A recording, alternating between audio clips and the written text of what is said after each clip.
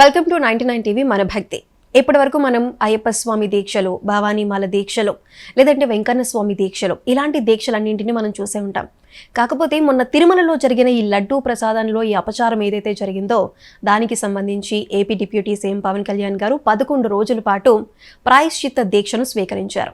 అసలు ఈ ప్రాయశ్చిత్త దీక్ష ఎవరెవరు చేయొచ్చు, అసలు దీనికి నియమాలు అవి ఎలా ఉంటాయి అనే విషయాలు తెలియజేయడానికి ఈ రోజు మనతో పాటు ప్రముఖ ఆధ్యాత్మికవేత్త, న్యూమరాలజిస్ట్ బ్రహ్మశ్రీ శిష్లా జయశంకర్ గారు మనతో పాటు ఉన్నారు.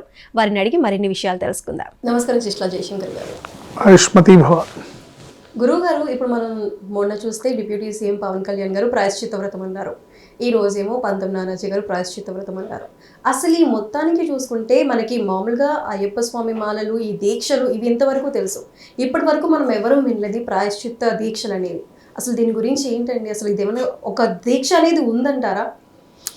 దీనికి ప్రామాణికంగా ఏం లేదండి. ప్రతిసారి కూడా మనం పూజ చేసుకున్నప్పుడు పూజ చివరిలో మనం కాయేన వాచ మనసేంద్రియర్వా బుద్ధ్యాత్మనావా ప్రకృతే స్వభావాత్ కరోమి యద్యత్ సకలం పరస్మై శ్రీమన్నారాయణాయేతి సమర్పయామి అని మనం అపరాధ క్షమాపణ మంత్రం చెప్తాం. కాయేన వాచ మనసేంద్రియర్వా బుద్ధ్యాత్మనావా ప్రకృతే స్వభావాత్ కరోమి యద్యత్ సకలం పరస్మై శ్రీమన్నారాయణాయేతి సమర్పయామి అంటాం. అంటే ఏంటంటే నా శరీరంతో కానీ మనసుతో కానీ నీ పూజ చేసే సమయంలో శరీరంతో కానీ మనసుతో కానీ మాటతో కానీ ఆలోచనతో కానీ ఏమన్నా అపరాధాలు చేసుంటే నన్ను మన్నించు తండ్రి అని స్వామివారికి ప్రాయశ్చిత్తం చేసుకుంటాం. అట్లా ప్రతి పూజకి ప్రతి యజ్ఞానికి కూడా అన్నిటికీ కూడా అపరాధ క్షమాపణ స్తోత్రం కూడా ఉంది. అంటే తెలిసి తెలియక చేసిన అపరాధాలు ఉంటే మన్నించమని. ఇప్పుడు ఇక్కడ మా పవన్ కళ్యాణ్ గారు చేపట్టింది ఏంటంటే ఒక హిందువుగా, ఒక భక్తుడిగా, వెంకటేశ్వర స్వామి మీద ఉన్న భక్తితో జరిగిన అపచారానికి చిందిస్తూ చేసింది మానవ జాతే కదా, సాటి మానవుడు కదా. సో చేసిన వాడు ఎవడైనా సరే దైవానికి అపరాధం జరిగింది, దైవానికి అక్కడ అపచారం జరిగిందనే ఉద్దేశంతో ఆయన ప్రాయశ్చిత్త దీక్ష చేశారు. అంటే దైవానికి జరగకూడదు, చేసినవాడు ఎవడైనా సరే వాడు మనిషే కదా. సో ఈయన మనిషే కాబట్టి సాటి మనిషి చేశాడనే ఉద్దేశంతో తనకు సంబంధం లేకపోయినా తన ప్రాయశ్చిత్త దీక్ష చేపట్టాడు. ఇది ప్రతి ఒక్క హిందువు చేసి తీరాలి, చేసుకుంటే మంచిది. భగవంతుని వేడుకుంటే అయ్యా మా వల్ల తప్పైంది. ఇప్పుడు ప్రత్యక్షంగా కానీ పరోక్షంగా కానీ ఒకడు తప్పు చేశాడంటే దానికి మనం కూడా కారణం అవుతాంగా. ఇప్పుడు ఒక నాయకుడిని ఎన్నుకుంటాము, ఆ నాయకుడు తప్పు చేశాడు అనుకోండి, ఆ నాయకుడిని ఎన్నుకున్నందుకు ఓటేసినందుకు మనం కూడా చెప్పు తీసుకొని కొట్టుకోవాలి కదా, మనం కూడా బుద్ధి తెచ్చుకోవాలి.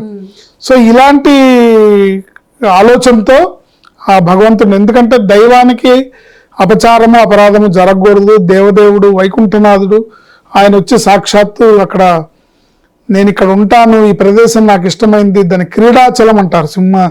తిరుమలని క్రీడాచలం అంటారు. అంటే స్వామి వారికి ఇష్టమైన ప్రదేశం అది. వైకుంఠం నుంచి ఆయన సరాసరి అక్కడికి వచ్చినప్పుడు ఈ ప్రదేశం ఆయనకు నచ్చింది. అక్కడ ఉన్న పుష్కరిణి, స్వామివారి కంటే ముందు నుంచి అక్కడ పుష్కరిణి ఉంది. స్వామివారు అక్కడికి రాకముందు నుంచి అక్కడ పుష్కరిణి ఉంది. ఆ పుష్కరిణిలో ఆయన జలకాలాడడం స్వామి పుష్కరిణి తటే అంటారు. అంటే ఆ ప్రదేశం ఆయనకి చాలా అత్యంత ఇష్టమైన ప్రదేశం. అందుకనే ఆయన వరాహస్వామిని, ఇప్పుడు అదంతా కూడా ఆ కొండంతా, ఆ 7 కొండలు కూడా యజమాని ల్యాండ్ లార్డ్ ఎవరయ్యా అంటే వరాహస్వామి, భూవరాలక్ష్మీ నృసింహస్వామి. సో ఆయనది కాబట్టి ఆయన పర్మిషన్ అడిగి నేను ఇక్కడ ఉంటాను, నాకు ఈ ప్రదేశం నచ్చింది, నేను ఇక్కడ వెలుస్తాను, దీనికి నువ్వు అనుమతి ఇవ్వాల్సిందంటే ఆయన అనుమతి ఇచ్చాడు. శుభ్రంగా ఉండు, నువ్వు నీది అనుకో, నువ్వు నీకు నాకు తేడా లేదు, శుభ్రంగా ఉండొచ్చు అని ఆయన పర్మిషన్ ఇస్తే అప్పుడు వెంకటేశ్వర స్వామి ఆ వరాహస్వామికి ఒక వరం ఇస్తారు. ఏమని? ఇక్కడ జరిగే ప్రతి కైంకర్యము, ఇక్కడ జరిగే ప్రతి పూజ, ఇక్కడ జరిగే ప్రతి ప్రార్థన, ప్రతి నివేదన ముందు నీకు పెట్టినాకే నాకు. అంటే ఇప్పుడు అక్కడ మనకి ఆలయంలో పెట్టే ప్రతి నైవేద్యం ఫస్ట్ వరాహస్వామికి పెట్టినాకే వెంకటేశ్వర స్వామికి పెడతారు. నివేదన అయినా, పూజ అయినా, దర్శనమైనా. మనం దర్శనం కూడా చాలా మంది భక్తులకి తెలుసు, కానీ తెలియని వాళ్ళు కూడా చాలా మంది ఉన్నారు. డైరెక్ట్ గా వెళ్ళి వెంకటేశ్వర స్వామిని దర్శనం చేసుకుంటారు. అట్లా కాకుండా ముందు వరాహస్వామిని దర్శించుకోవాలి. ఆయన వెంకటేశ్వర స్వామి వరం ఇచ్చారనమాట.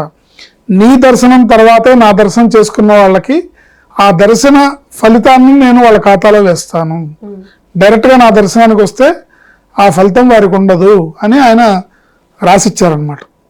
లిఖితపూర్వకంగా వరాహస్వామికి రాసిచ్చారు. సో అందుకని దర్శనం చేసుకుంటే ఫస్ట్ వరాహస్వామిని దర్శనం చేసుకుని తర్వాత వెంకటేశ్వర స్వామిని చేసుకోవాలి. అట్లాగే ప్రతి నివేదన కూడా ఆలయంలో ఎన్నో యుగాలుగా ఈ ఆచారం కొనసాగుతూ వస్తుంది. సో వెంకటేశ్వర స్వామికి భూవరాలక్ష్మీ నృసింహస్వామికి నివేదించిన తర్వాతే వెంకటేశ్వర స్వామికి నివేదిస్తారు. అంటే ఇక్కడ నివేదించిన తర్వాత ఈ గంట సౌండ్ విన్నాక అక్కడ నివేదిస్తారు అన్నమాట. అట్లా. సో అందుకని ఈ అపరాధం అనేది ఇట్లా జరిగింది కాబట్టి తెలిసి చేసినా తెలియక చేసినా కావాలని చేసినా రాజకీయంగా చేసినా దుర్దేశంతో చేసినా సదుద్దేశంతో చేసినా పొరపాటున చేసినా గ్రహపాటున చేసినా తప్పు తప్పే, అపచారం అపచారమే కనుక సో ఇలాంటివి జరగకుండా ఉండటానికి మనం అందరం కూడా ఆ దేవదేవుణ్ణి ఆ వెంకటేశ్వర స్వామిని, ఎందుకంటే తిరుపతి ప్రసాదం అంటే మహాపవిత్రమైనది, అతి దుర్లభమైనది. ఇలా తిరుపతి లడ్డు అంటే అది ఒక పరమానంద ఆనందం వచ్చేస్తుంది మనకి ఆ లడ్డు తింటుంటే. సో అలాంటి ఒకప్పుడైతే తిరుపతి యాత్ర చాలా క్లిష్టతరంగా ఉండేది. పిల్ల పాపాలని లగేజ్ చేసుకొని వెళ్ళి ఆ తిరుపతి లడ్డు దర్శనం చేసుకొని స్వామివారి క్షణమాత్ర దర్శనం చేసుకొని లడ్డు తీసుకొని వస్తే అక్కడ వెంటనే తినేవాళ్ళు కాదు. అమ్మో ఇది అందరికీ పెట్టాలి, ఈ పవిత్రత అందరికీ అందాలి, ఈ పవిత్రమైన ప్రసాదం అందరికీ ఇవ్వాలనే ఉద్దేశంతో వాళ్ళు తిరిగి ఇంటికి వచ్చినాక దాన్ని కుండలో పెట్టి దానికి నామాలు పెట్టి ఆ కుండని గుడ్డతో కట్టేసి ఓ శనివారం నాడు అంటే వాళ్ళు వచ్చే నియర్ బై శనివారం ఎప్పుడుందో అప్పుడు భజన చేసి పూజ చేసి అప్పుడు ఆ ప్రసాదాన్ని బయటికి తీసి తినేవాళ్ళు. అంత పవిత్రమైన భావన. పదార్థంగా చూస్తే అందులో శనగపిండి, చక్కెర, నెయ్యి, జీడిపప్పు పదార్థం కాదు, అది పరమ పవిత్రమైన ప్రసాదంగా భావించి ప్రజలు తీసుకునేవాళ్ళు. ఇలాంటి పవిత్ర భావనని తుంగలో తొక్కడానికి చేసిన ప్రయత్నమే ఇలాంటి అపచారాలన్నీ జరగటం కలియుగ మహత్యం. దీని పర్యవసానం తెలిసి చేసినా తెలియక చేసినా ఇందుకు కారణమైన ప్రతి ఒక్కళ్ళు కూడా దీని తాలూకా ఎఫెక్ట్ వాళ్ళ ఫ్యామిలీ మీద పడుతుంది. తప్పకుండా వాళ్ళు దాన్ని అనుభవించి తీరుతారు. కానీ భగవంతుడు వాళ్ళని కాపాడాలి, వాళ్ళని రక్షించాలి, వాళ్ళని క్షమించమని మనం వేడుకుందాం.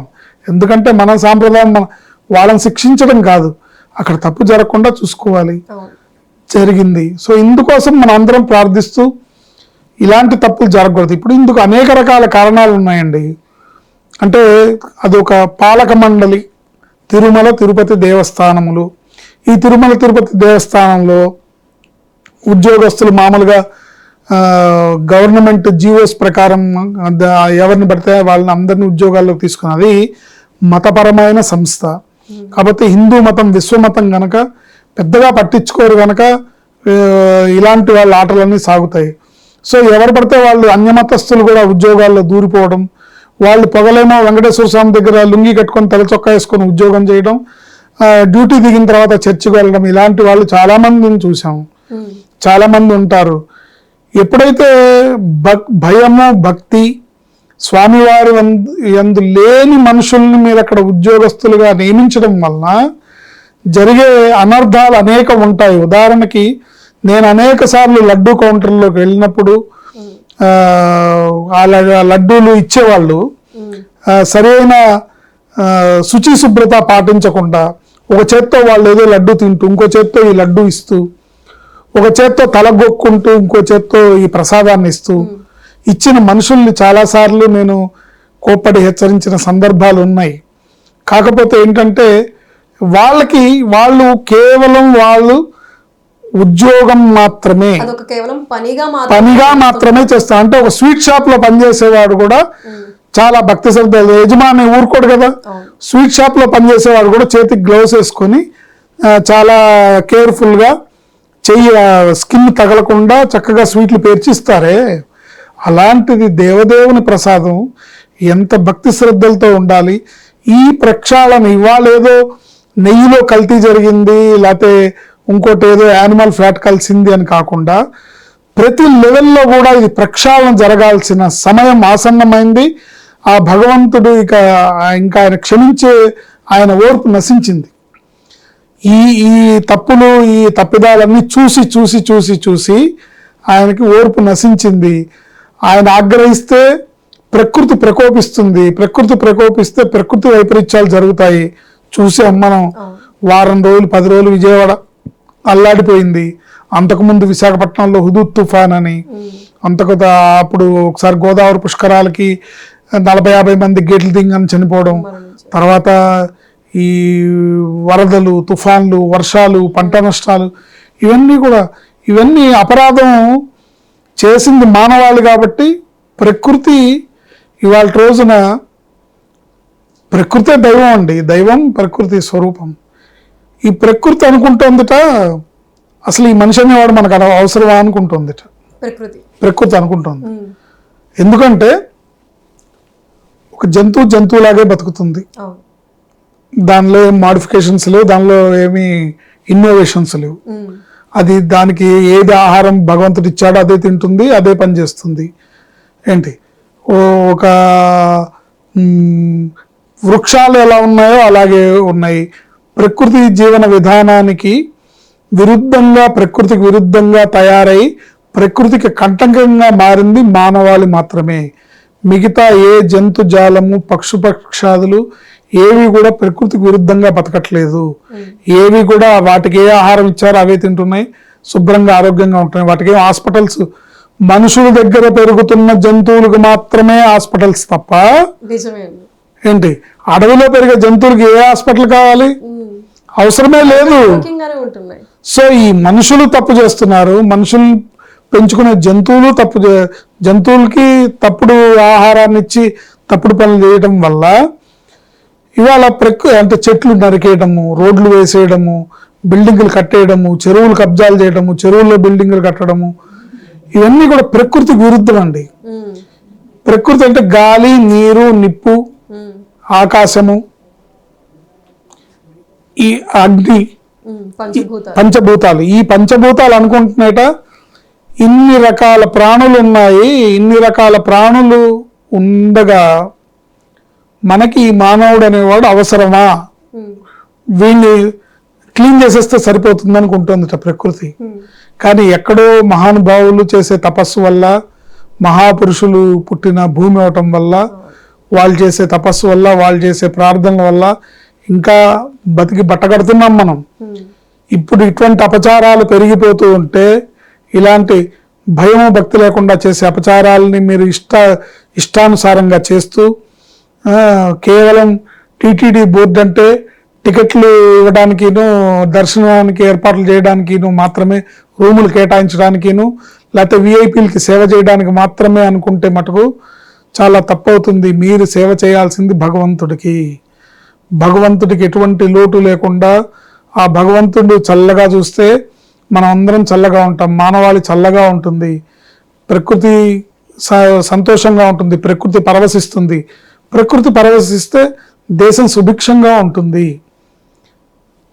లేదంటే ప్రకృతి ప్రకోపించిందంటే ఉపద్రవాలు తప్పవు. ఈ ఉపద్రవాల్లో మానవుడు అతలాకుతలం అవ్వక తప్పదు.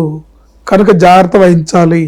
భగవంతుడి విషయంలో అపరాధాలు చేయకూడదు, అపచారం చేయకూడదు. ఏ మతమైనా సరే, ఎవరు నమ్మే భగవంతుడు ఏ రూపంలో ఉన్నా ఆయన భగవంతుడే.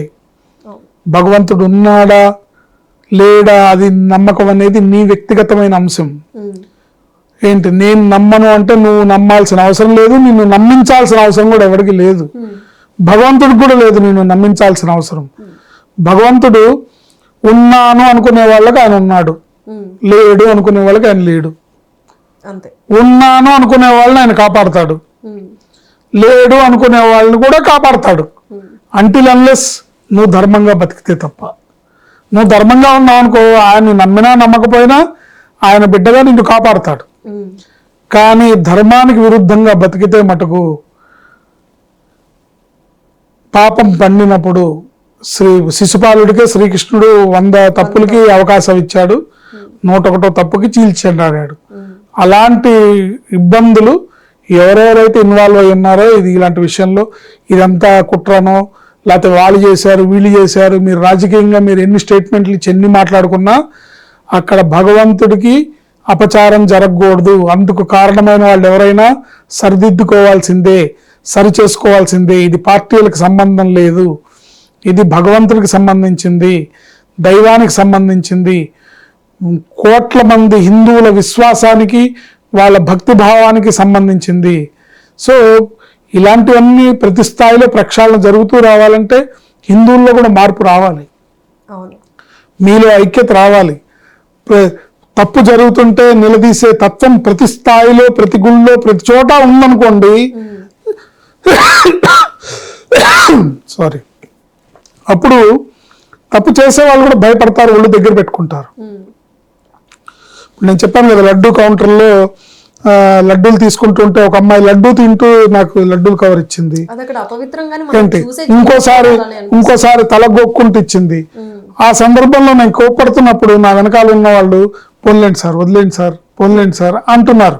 అంటే ఏంటి ఈ నిర్లిప్తతా భావం? ఏంటి? ఖండించాలి కదా. ఒక ఒక ఒక చోట ఇది జరిగినప్పుడు ఖండిస్తే వాళ్ళు దాన్ని నెక్స్ట్ టైం జరగకుండా చూసుకుంటారు. సో మనలో యూనిటీ లేదు. యూనిటీ లేకపోవడం వల్ల డివైడ్ అండ్ రూల్ అనే పాలసీని బ్రిటిషర్స్ కన్నా కూడా మన వాళ్ళు బాగా అమలు చేస్తున్నారు. ఇక్కడ ఈ దేశంలో ఉండి ఈ గాలి పీలుస్తూ, ఈ నీరు తాగుతూ, ఇక్కడ పండిన ఆహారాన్ని తింటూ, ఇక్కడ మనలో మనకి విభేదాలను సృష్టించే అంతర్గత శత్రువులు ఎక్కువైపోయారు. డివైడ్ అండ్ రూల్ అనే పాలసీని పాటిస్తున్నారు. దీంట్లో మరీ ముఖ్యంగా రాజకీయ ప్రయోజనాల కోసం ధనార్జనే ప్రయోజనంగా మారి స్వార్థపూరిత ప్రయోజనాలే ఎక్కువగా ఆశించి ఇలాంటి పనులు చేస్తున్నారు. తస్మాత్ జాగ్రత్త, చాలా ఇబ్బంది పడతారు, అనుభవించక తప్పదు. దీంట్లో ఈ తాత్కాలికంగా మీ ఇంటికి మీరు ఏదన్నా తప్పు చేస్తే మీ ఇంటికి డబ్బు వచ్చి చేరొచ్చు, కానీ అది మిమ్మల్ని విషనాగై పట్టి పీడించి కాటేసేదే తప్ప మీకు సంపదనిచ్చి మీ కుటుంబాన్ని అభివృద్ధి పరిచి మీ భవిష్యత్ తరాలని వృద్ధిలోకి తీసుకొచ్చే అంశం అయితే కాదు. భవిష్యత్ తరాలను నిర్వీర్యం చేస్తుంది. తస్మాత్ జాగ్రత్త.